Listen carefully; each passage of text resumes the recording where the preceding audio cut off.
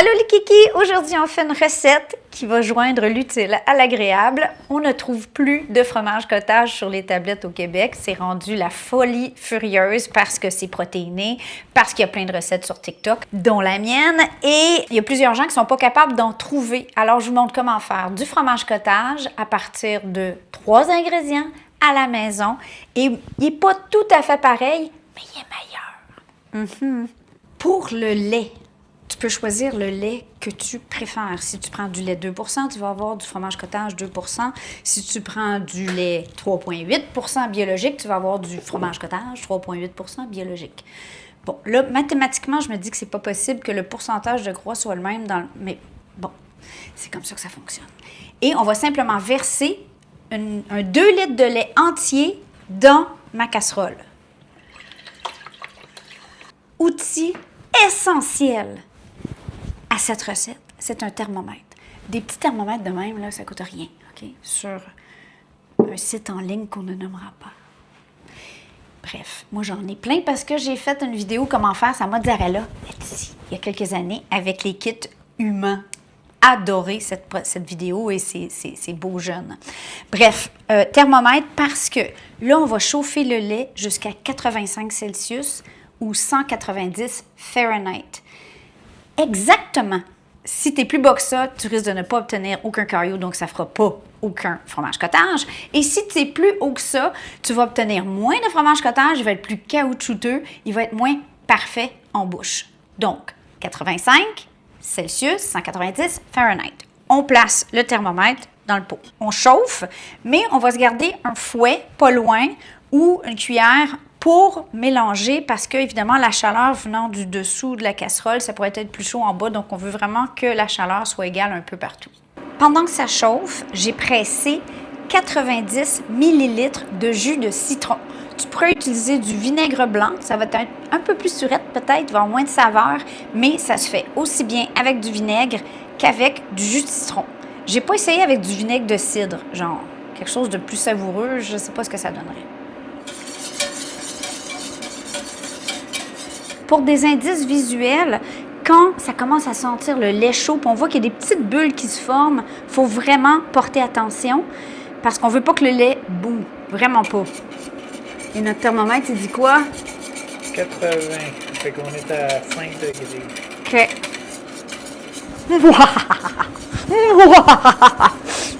J'adore les projets de chimie culinaire. On retire immédiatement du feu et là, on ajoute tout le jus de citron.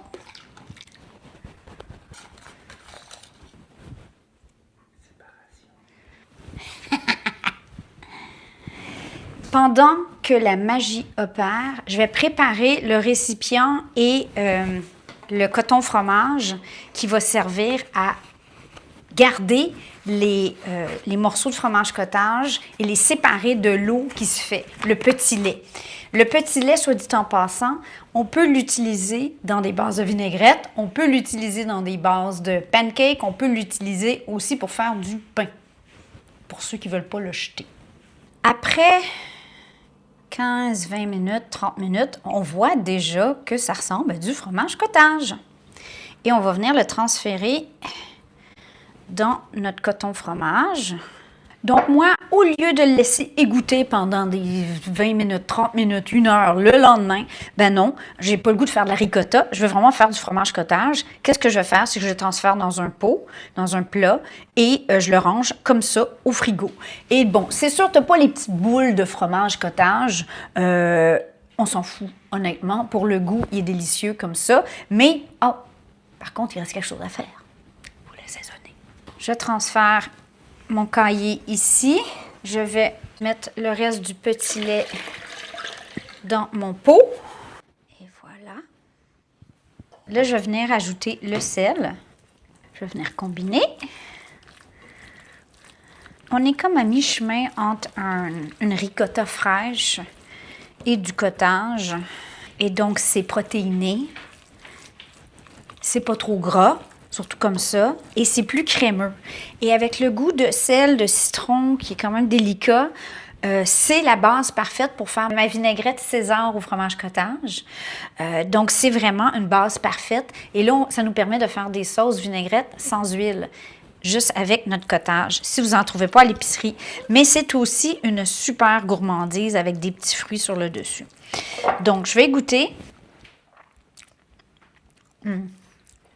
Si vous voulez que ce soit encore plus cochon, à ce stade-ci, vous pouvez ajouter un petit peu de crème épaisse 35 % ou un peu de crème 15 % à la limite et combiner. Il reste juste à le transférer dans un plat, couvrir et garder au frigo.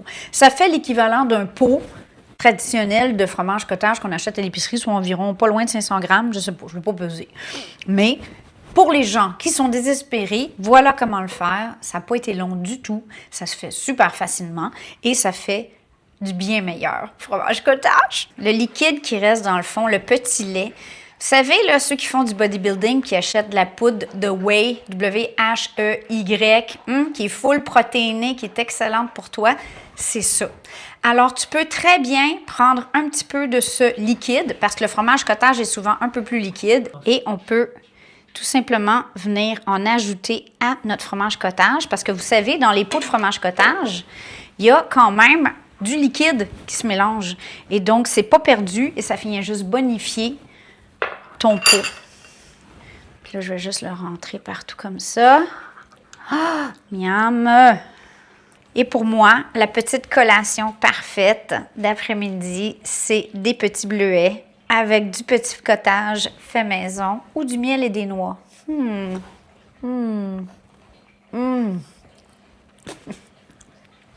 C'est tellement bon. Je vous aime. Bonne semaine! Ciao, ciao!